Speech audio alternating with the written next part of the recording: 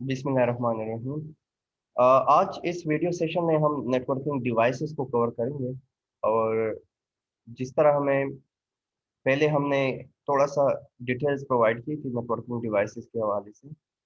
तो हमारे पास different networking devices हैं।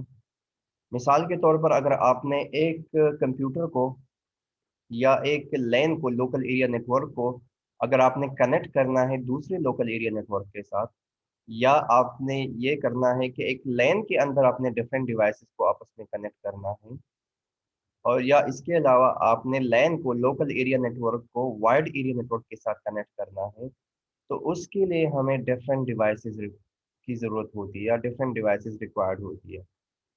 ये डिवाइसेस जो है कौन कौन से डिवाइसेस है इसमें? जो बहुत बेसिक डिवाइसेस जो हम पहले हमने कवर किए थे, उसमें हब और स्विच को हम यूज़ करते हैं। रिपीटर हमारे पास यूज़ होता है, या फिर हमारे पास ब्रिज और राउटर्स और गेटवेज जो है वो हम यूज़ कर सकते हैं।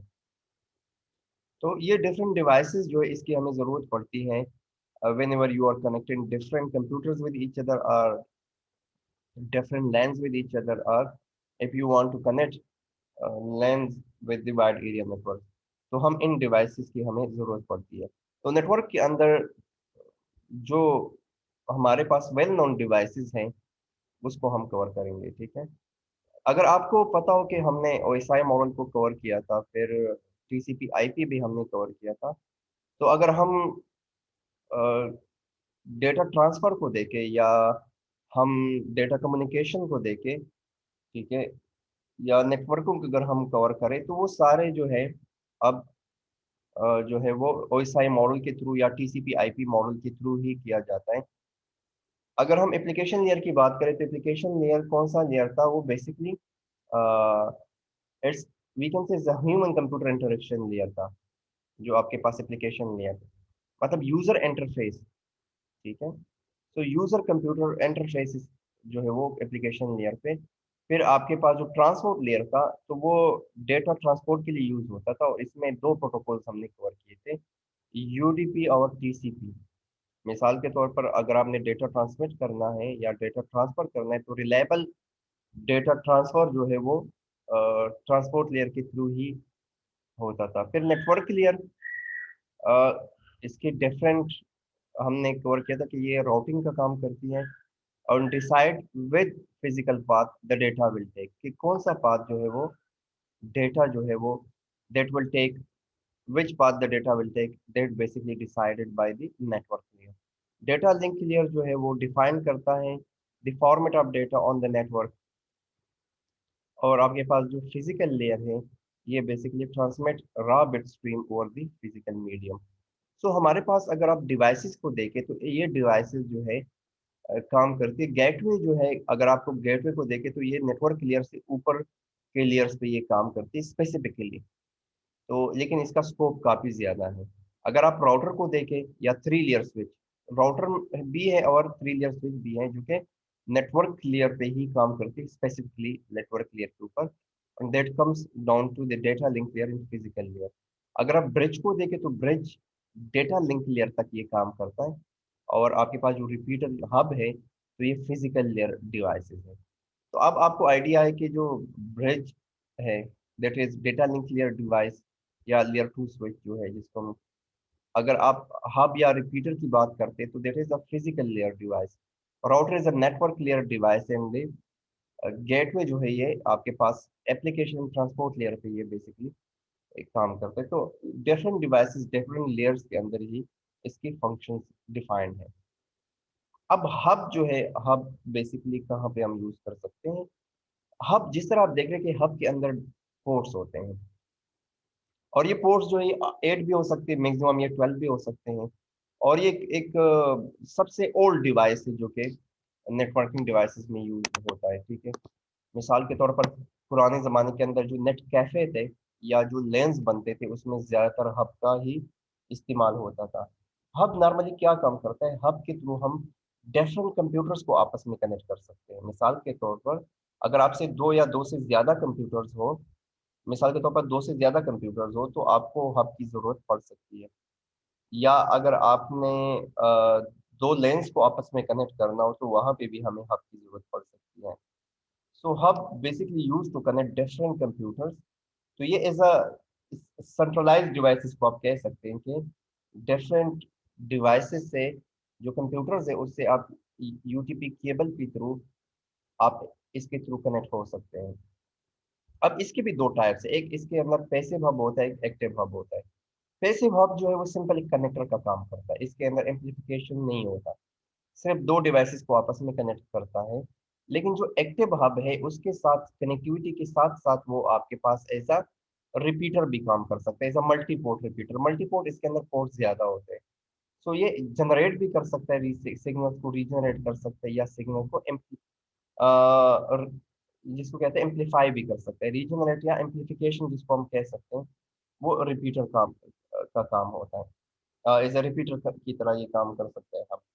तो अगर हब को देखें तो हब, एक्टिव हब जो है, ये न सिर्फ मल्टीपल डिवाइसेस को आपस में कनेक्ट कर सकती है, बल्कि ये साथ में एज अ रीजनरेटर का भी काम भी कर सकती है, कि कहीं पे अगर सिग्नल की स्ट्रेंथ वीक हो जाती है थ्रू एटेन्यूएशन, तो वहां पे हम क्या कर सकते हैं, वहां पे हम हब यूज कर सकते हैं। तो हब के जो है दो फंक्शंस, मेन फंक्शन है। ये इंटरफेस भी प्रोवाइड कर सकते हैं, डिफरेंट डिवाइसेस को हम हब के थ्रू आपस में कनेक्ट भी कर सकते हैं।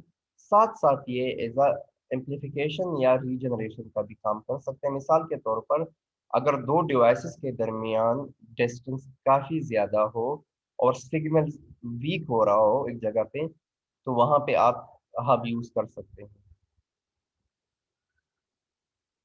अब रिपीटर्स को अगर हम देखें, जिस तरह हमने पहले जिक्र किया कि एक्टिव हब्स जो हैं वो एज अ रिपीटर भी काम कर सकते हैं, लेकिन रिपीटर इटसेल्फ जो है एक डिवाइस भी है जो नेटवर्किंग में यूज होता है, और ये as a physical layer device है। ठीक है। सो ये क्या काम करता है? A repeater can be used to increase the length of the network by eliminating the effect of attenuation on a signal. Repeater का ये काम है कि इसके थ्रू हम नेटवर्क की लेंथ इंक्रीज कर सकते हैं। मिसाल के तौर पर हमने डिफाइन किया था कि जो लोकल एरिया नेटवर्क है वो मैक्सिमम 2 किलोमीटर तक, आल्दो प्रैक्टिकली पॉसिबल नहीं है, लेकिन हम कह सकते हैं कि चलो एक मैक्सिमम जो है ये 2 किलोमीटर तक इसकी लेंथ है। तो एक पर्टिकुलर टाइम के बाद जो है एक स्पेसिफिक लेंथ के बाद, अगर हम यूटीपी केबल की बात करते हैं तो उसकी पर्टिकुलर लेंथ है कि उसके बाद आपको रिपीटर की जरूरत पड़ती है। 185 मीटर्स के बाद आपको एक रिपीटर की जरूरत पड़ती है। मिसाल के तौर पर 185 मीटर्स तक अगर एक कंप्यूटर से दूसरे कंप्यूटर तक आप डेटा थ्रू केबल ट्रांसमिट करना चाहते हैं, सो आपके पास 185 मीटर या 150 मीटर के बाद अगर आप सिग्नल की स्ट्रेंथ को देखेंगे तो काफी वीक होगा। तो वहां पे हम एज अ रिपीटर जो है दरमियान में लगा सकते हैं। तो इस तरीके से अगर आप डिफरेंट 185 मीटर या 150 मीटर के बाद रिपीटर आप लगाते जाए तो आप सिग्नल की स्ट्रेंथ को इस तरह इंक्रीज कर सकते हैं। सिग्नल की स्ट्रेंथ भी इंक्रीज होगा, साथ साथ जो नेटवर्क का जो लेन का लेंथ है उसको भी साथ साथ हम इंक्रीज कर सकते हैं। So it basically connect segments, two segments of the same network के सेगमेंट्स को ये जहन में रखे, एक ही नेटवर्क के सेगमेंट्स को ये इसके थ्रू हम कनेक्ट कर सकते हैं, जो कि ओवरकम करते हैं आपके डिस्टेंस लिमिटेशंस को, ये ट्रांसमिशन मीडिया के जो डिस्टेंस लिमिटेशन है उसको ये ओवरकम करने के लिए यूज होता है। और ये इसकी मेन काम क्या है, ये फॉरवर्ड करता है, एवरी फ्रेम को फॉरवर्डिंग करता है। यहाँ पे एक चीज जो है आपको समझने की जरूरत है कि ये फिल्टरिंग का काम नहीं करता, इसके अंदर फिल्टरिंग की कैपेबिलिटी नहीं होती। ये सिर्फ फ्रेम को फॉरवर्ड करता है, एम्पलीफाई करता है, ये नहीं डिसाइड करता कि डेटा जो किस साइड पे जाना है या किस साइड पे उसको डिसाइड करना है कि इसके डेस्टिनेशन जो है किस रोड के ऊपर है। सो इसके अंदर कोई फिल्टरिंग कैपेबिलिटी नहीं है कि ये एड्रेसेस को फिल्टर करे या कोई और जो है फिल्टरिंग का काम करे। इट ओनली एम्पलीफाई या regenerate the signal. It's basically regenerate, it's not amplifier, ये ज़हन में रखे। हमने वहां पे कवर किया था कि ये हब जो है एज अ एम्पलीफिके रीजनरेशन भी कर सकते हैं, एम्पलीफिकेशन भी कर सकते हैं, but it's only a regenerate signal. Regenerator का मतलब ये है कि सिग्नल, वो सिग्नल जो है उसको दोबारा से जो है रीजनरेट करता है, इंस्टेड ऑफ कि उसकी स्ट्रेंथ को इंक्रीज करे, इसको रिपीट करता है। और नेटवर्क सेगमेंट्स जो है सेम एक्सेस मेथड वो यूज करेंगे, या तो वो carrier sense multiple access collision detection use कर रहे हो तो वो सेम टेक्निक यूज हो रहा हो, तब हम इसको यूज कर सकते हैं। एक नेटवर्क सेगमेंट का ये टेक्नोलॉजी अगर यूज कर रहे हो, या अगर ये वाली यूज करो, या ये, तो कोई भी टेक्नोलॉजी जो सेम एक्सेस मेथड अगर वो यूज कर रहे हैं, तो वो हम इसके थ्रू कनेक्ट कर सकते हैं। रिपीटर जिस तरह आपको नजर आ रहा है, अगर हम यहाँ पे देखें, इनिशियली सिग्नल जो है स्ट्रेंथ इसकी वीक हो गई, यहाँ पे सिग्नल की स्ट्रेंथ काफी वीक थी। जब रिपीटर के थ्रू सिग्नल गुजरता है, pass through this when this signal pass through the repeater, so it can regenerate. आप उसको देखिए ओरिजिनल जो जहाँ पे वो होता है तो रीजनरेट कर देता है। अगर हम यहाँ से देखें, सिग्नल यहाँ से इस साइड पे मूव कर रहा है, तो देखिए सिग्नल आहिस्ता आहिस्ता इसकी स्ट्रेंथ वीक हो गई। इसके थ्रू पास होने के बाद you can repeat, you can regenerate uh, this signal through the repeater. So it's the function is a repeater to regenerate the signals. ये that was the original signals. So इसके through हम क्या, ये एक network segments है, तो ये same segment है, ये इस एक ही नेटवर्क के दो सेगमेंट्स हैं, इसको इसने आपस में कनेक्ट किया है, ठीक है। सो ये रिपीटर जो है काफी ज्यादा हम यूज कर सकते हैं ऐसी सिचुएशंस के अंदर। फिर हमारे पास ब्रिज आता है, तो ब्रिज अगर आप देखिए particularly as a data link layer device है, ठीक है। और but it can be operated on the both physical and data link layer, but specifically on the data link layer। Physical layer पे तो इसका काम रीजनरेशन का काम है, ये रीजनरेशन का भी काम कर सकता है, लेकिन डेटा लिंक लेयर पे इसका काम क्या है, मीडियम एक्सेस कंट्रोल एड्रेसेस, ठीक है। सो ये चेक करता है मीडियम एक्सेस कंट्रोल एड्रेसेस को, कि source to destination addresses in the frame. देखिए कोई भी फ्रेम जब, या कोई भी डेटा, अगर हम मिसाल के तौर पर डेटा को ट्रांसमिट करना चाहते हैं, तो उस डेटा के साथ आईपी एड्रेसेस के साथ साथ आपका मैक मैक एड्रेस भी साथ में लगा होता है, मीडियम एक्सेस कंट्रोल एड्रेस, जो कि जिसको हम नॉर्मली फिजिकल एड्रेस कहते हैं। तो ब्रिज का काम उस फिजिकल एड्रेसेस को चेक करना होता है कि इसकी सोर्स और डेस्टिनेशन एड्रेसेस जो है उस फ्रेम के अंदर साथ में है या नहीं है। साथ में वो इसके साथ जो है फिल्टरिंग डिसीजंस भी ले सकता है। फिल्टरिंग डिसीजंस जो है, इसके साथ एक टेबल होता है जिसके थ्रू ये फिल्टरिंग डिसीजन ले सकता है कि किस रूट के ऊपर डेटा फ्रेम ने मूव करना है, या इसने डिसाइड करना है कि फ्रेम ने किस साइड पे फॉरवर्ड होना है, ठीक है। So it can check the destination addresses of the frame and decide if the frame should be forwarded और ड्रॉप्ड। तो ये उस पर्टिकुलर फ्रेम को के ऊपर डिसीजन होता है कि ये इसको फॉरवर्ड किया जाए या इसको ड्रॉप किया जाए। तो साथ में ब्रिज के साथ फिल्टरिंग के जो है ऑप्शंस में ये वाले ऑप्शन भी मौजूद होते हैं। तो जब इसने फॉरवर्ड करना है, लेट्स सपोज अगर इसने डिसाइड किया कि इस फ्रेम ने फॉरवर्डेड करना है, फॉरवर्ड करना है किस पर्टिकुलर फ्रेम को to be forwarded, so the decision must be specify the port. तो उसके लिए पोर्ट जो है स्पेसिफाई करना भी इसके कामों में आता है, मतलब it's even the functionality to specify the port for the particular frames. तो ये इसके साथ जो है एक ब्रिज के साथ एक टेबल होता है जिसके अंदर मैपिंग होती है एड्रेसेस टू पोर्ट्स। जो मैक एड्रेसेस टू पोर्ट्स जो है ये ब्रिज का ही काम होता है। सो इट कैन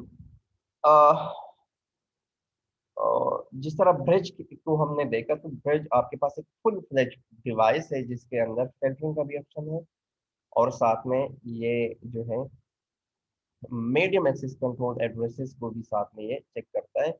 फिजिकल इसके साथ साथ ये रीजनरेशन का भी काम कर सकता है, ठीक है। तो ये ब्रिज को देखें, आपके पास एक लेन है और दूसरा लेन है। देखिए प्रीवियस रिपीटर के अंदर या हब के अंदर, अगर आप रिपीटर के अंदर आपने देखा होगा कि एक ही लेन के अंदर हम डिफरेंट सेगमेंट्स को आपस में कनेक्ट कर रहे थे।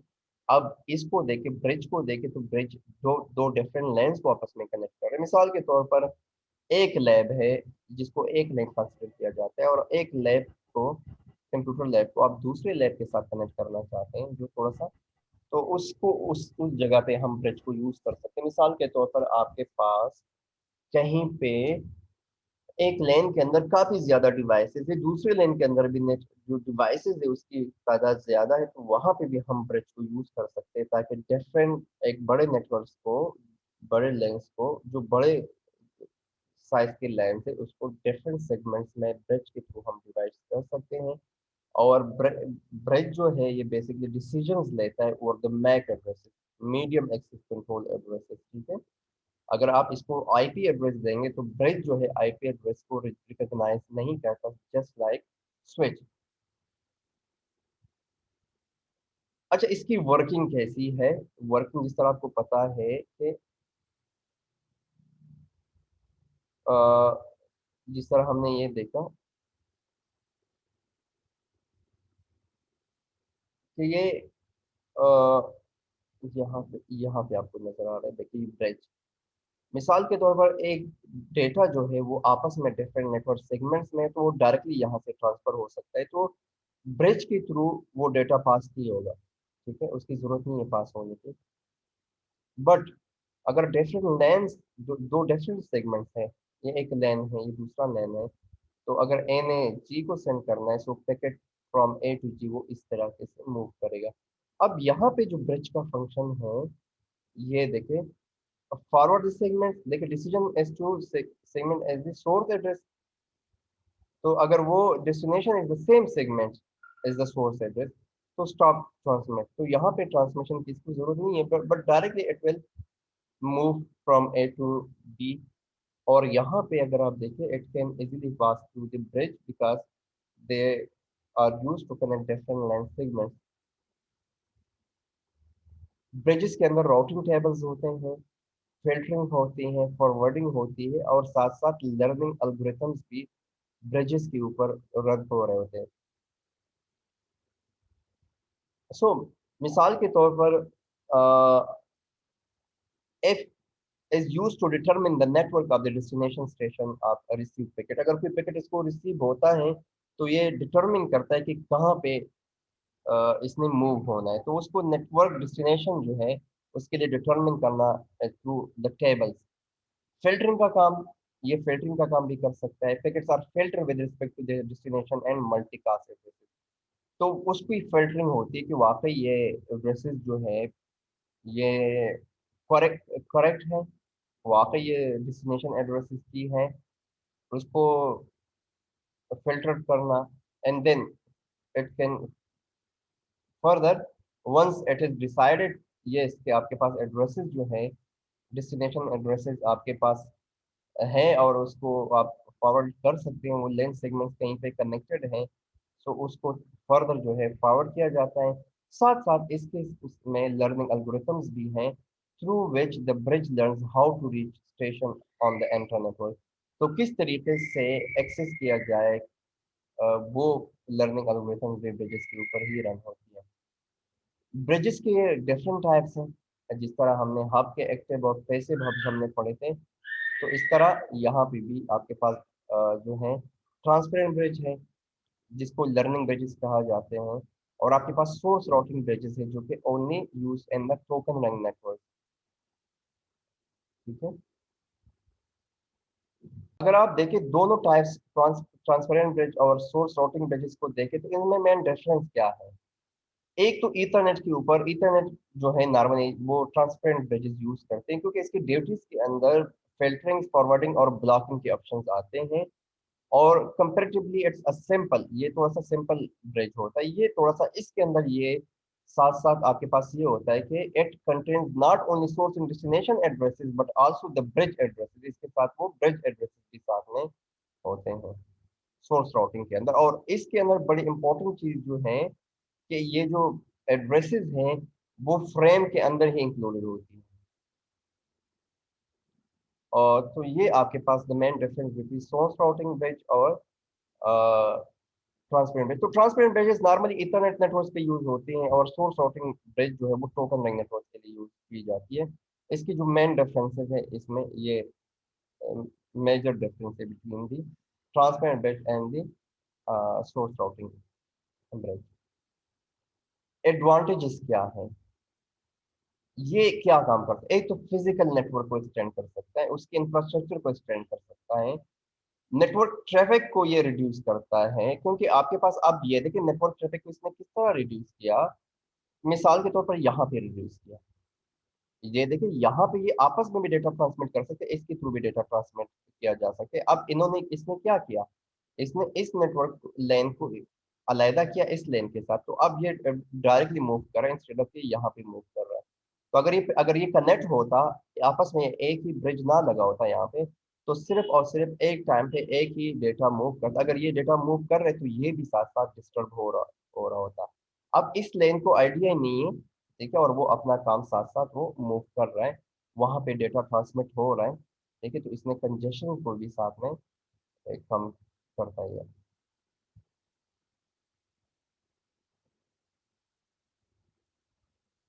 हाँ, इसने किया कि क्रिएट सेपरेट कोलिजन डोमेन्स, इसी के थ्रू आप अंदाजा लगा सकते हैं कि इसने कोलिजन डोमेन्स को भी सेपरेट किया। ठीक है, ये नहीं कि यहाँ पे कोलिजन अकर होगी तो यहाँ पे देखिए यहाँ पे कोलिजन अकर हो सकते हैं, ये एक अलहदा कोलिजन डोमेन बन गया, ये अलहदा कोलिजन डोमेन आपके पास बन गया, ठीक है। और ये कनेक्ट कर सकते हैं डिफरेंट नेटवर्क आर्किटेक्चर्स को, कनेक्ट डिफरेंट आर्किटेक्चर। डिसएडवांटेजेस क्या है, स्लोअर रिपीटर से स्लोअर है, डू नॉट फिल्टर ब्रॉडकास्ट, और मोर थोड़ा सा एक्सपेंसिव है रिपीटर से, लेकिन इसकी फंक्शनैलिटीज काफ़ी ज़्यादा है। तो अगर इसको हम रिपीटर के साथ कंपेयर ना ही करें तो it would be rather better. अब इसमें अगर आप देखें, लेयर टू भी है और लेयर थ्री भी है। लेयर टू पर्टिकुलरली स्पेसिफिकली काम करता है डेटा लिंक लेयर पे। लेयर थ्री जो स्विचेस हैं वो काम करते हैं आपके पास नेटवर्क लेयर पे भी काम कर सकता है।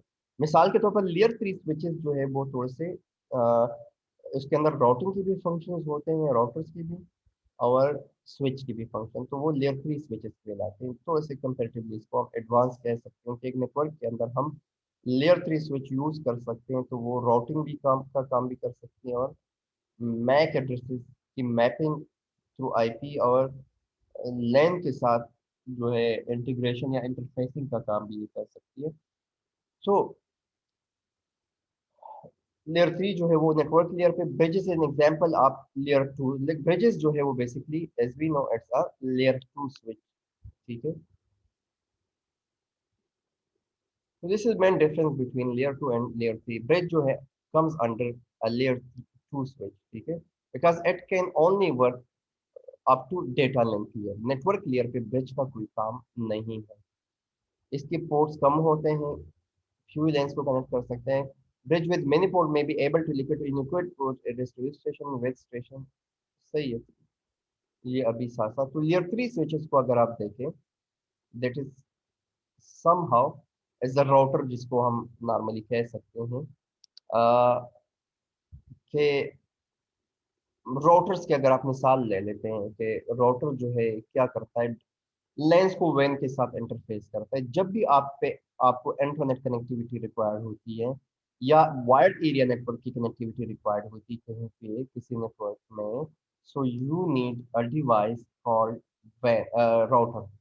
राउटर नॉर्मली क्या काम करता है, राउटिंग करता है, बेस्ट पाथ डिसाइड करता है for a frame, for a packet, कि जिस पाथ के ऊपर उसने मूव करना है, और साथ में राउटिंग टेबल बिल्ड करता है। और सो और आपके पास डायनामिक अपडेट्स होती है राउटिंग की, through which it can decide the path. अगर आप कहीं पे राउटिंग अपडेट्स आती, कहीं पे कोई पाथ जो है अगर डिस्कनेक्ट हो जाती है थ्रू सम सर्टेन रीजंस, तो वो न्यू पाथ को ऐड करना, और या दूसरा पाथ डिसाइड करना, उस पर्टिकुलर पाथ को अपने राउटिंग टेबल से निकालना। तो इसके अंदर राउटर्स की फंक्शनैलिटीज काफ़ी ज़्यादा है नेटवर्क के ऊपर। ये मेन डिवाइस है इंटरनेट या वाइड एरिया नेटवर्क के अंदर। तो ये देखिए यहाँ पे जो ये आपको नजर आ रहा है, ये बेसिकली एज अ राउटर है, ये जो क्रॉस का निशान आपको नजर आ रहा है। तो ये डिफरेंट लैन को आपस में कनेक्ट कर सकते हैं, और फिर जो है उन लैंस को फिर फर्दर वैन्स के साथ भी आप कनेक्ट कर सकते हैं थ्रू वैन। तो ये अलहदा से लैंस है, और इनको फिर आपस में कनेक्ट करना जो है ये राउटर का ही काम है। एडवांटेजेस क्या हैं राउटर्स की, sophisticated routing, flow control and traffic oscillation. Flow control भी ये कर सकते हैं। मिसाल के तौर पर अगर आपके पास कोई ट्रांसमीटर जो है वो हाई स्पीड से डेटा ट्रांसमिट कर रहा है और आपके पास रिसीवर जो है उतने हाई स्पीड के साथ डेटा रिसीव नहीं कर पाता, तो उस को हम फ्लो कंट्रोल की फंक्शनैलिटीज जो है वो भी इंक्लूडेड है राउटर के साथ। कॉन्फ़िगरेबल होता है, आप कॉन्फ़िगर कर सकते हैं इसको आराम से। डिफरेंट पॉलिसीज आप इसके थ्रू इम्प्लीमेंट कर सकते हैं। और साथ में आज एक्टिव मतलब एक राउटर्स के अंदर काफ़ी ज़्यादा फंक्शंस होते हैं। इसके अंदर एक्सेस कंट्रोल लेस भी हो सकता है, आप कॉन्फ़िगर कर सकते हैं कि एज कि कौन से किस आई कि कौन आईपीस को सिर्फ और सिर्फ इन आईपीस को आप अलाउ करें और बाकी आईपीस को ब्लॉक करें। पर्टिकुलर आईपीस को आप ब्लॉक भी कर सकते हैं थ्रू राउटर्स। तो इसके डिफरेंट काम है। और डिसएडवांटेजेस क्या है इसके?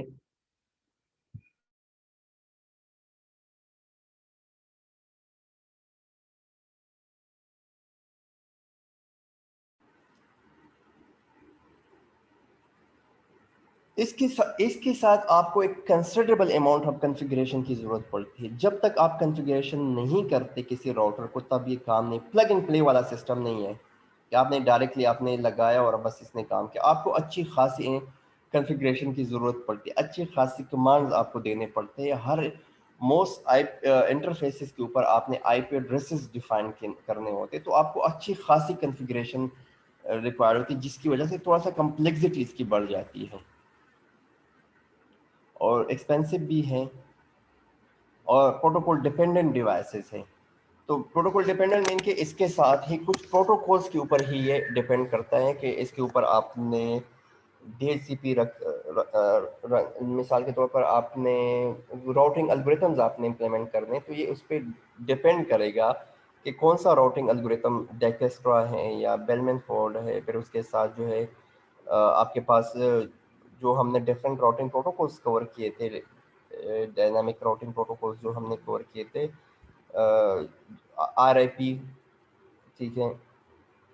और मतलब वो जो डिफरेंट राउटिंग एल्गोरिथम्स पे हम use O S P F वगैरह, तो सारे जो हैं उस पे ये डिपेंड करता है ताकि वो पाथ को डिसाइड करें डेटा फॉरवर्डिंग के लिए। अच्छा, अब डिफरेंस क्या है बिटवीन राउटर वर्सेस ब्रिज? क्योंकि ब्रिज आपके पास इज अ लेयर 2 है और राउटर जो है लेयर 3 डिवाइसेस है। तो मेन डिफरेंस है कि तो एक तो लेयर 2 पे काम करता है, एक लेयर 3 पे काम करता है। Bridges can only understand MAC addresses, router can only understand IP addresses, ठीक है। तो एड्रेसिंग्स जो हैं वो डिफरेंसेस हैं, अवेलेबिलिटीज हैं कि राउटर जो है वो लिंक फेलियर्स को क्या कर सकता है, हैंडल कर सकता है। और मतलब कहीं पे लिंक फेलियर आता है, so it can handle and it can decide the other path, ठीक है। Bridges use only source and destination MAC addresses, तो ये डिलीवरी ऑफ फ्रेम्स जो है इसकी गारंटी नहीं दे सकता। जो मैसेज साइज है वो अगर आप देखें, राउटर्स जो है वो फ्रेगमेंटेशंस कर सकता है और रीअसेंबलिंग की भी ऑप्शंस होते हैं।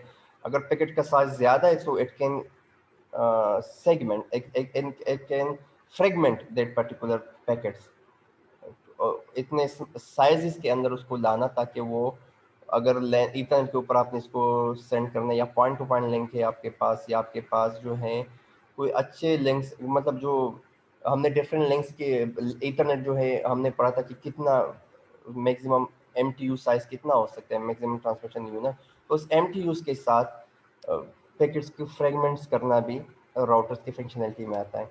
और ब्रिजेस जो हैं फ्रेगमेंटेशन नहीं कर सकता। और फॉरवर्डिंग जो है, router forwarding a message to a specific destination, bridges forward a message to an ongoing network. So ये ऑनगोइंग नेटवर्क और स्पेसिफिक डेस्टिनेशंस का इसमें ये फॉरवर्डिंग का डिफरेंस आता है। सो ये मेन डिफरेंस है ब्रिजेस और राउटर का। लेकिन अगर आपसे कोई पूछे आसान अल्फाज में, तो bridge जो है it's a layer 2 device, router is layer 3 device. Bridge can only understand MAC addresses, router can only understand IP addresses. Routers can handle link failure, routers can perform fragmentations, and router can forward a message into a specific destination. On the other hand, uh, bridges cannot perform fragmentations. Bridges cannot, yeah, does not provide guarantee for delivery of the frames. कोई bridge, and it can only forward message to an ongoing networks, not to a particular destination, but is to a particular ongoing network. Priority इसके अंदर routers जो हैं can treat packets according to priorities. तो routers के अंदर priorities होती है कि कौन सा पैकेट्स को प्रायोरिटी देनी है।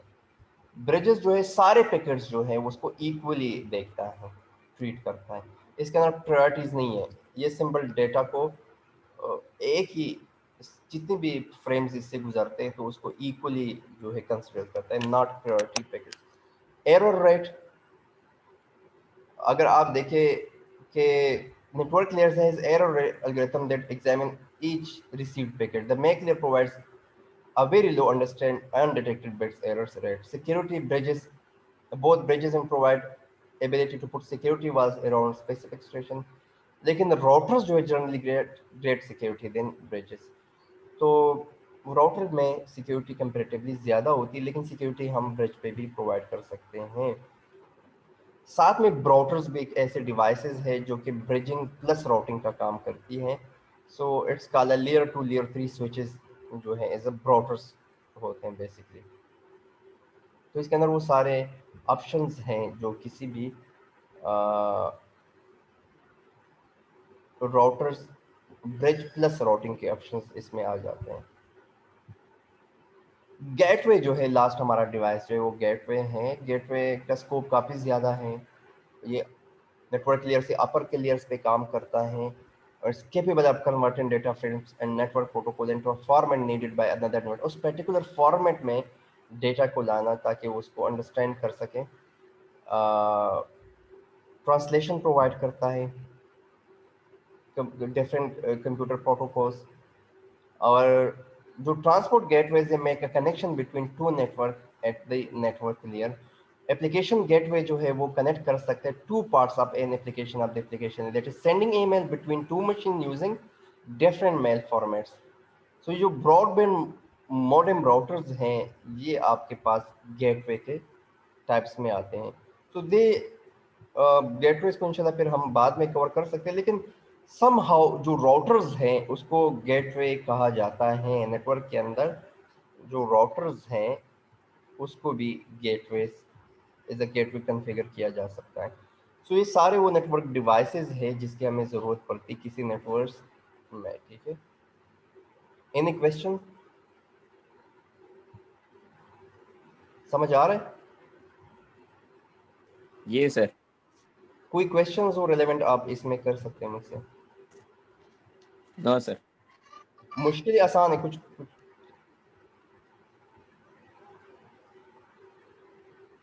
समझ आ गया?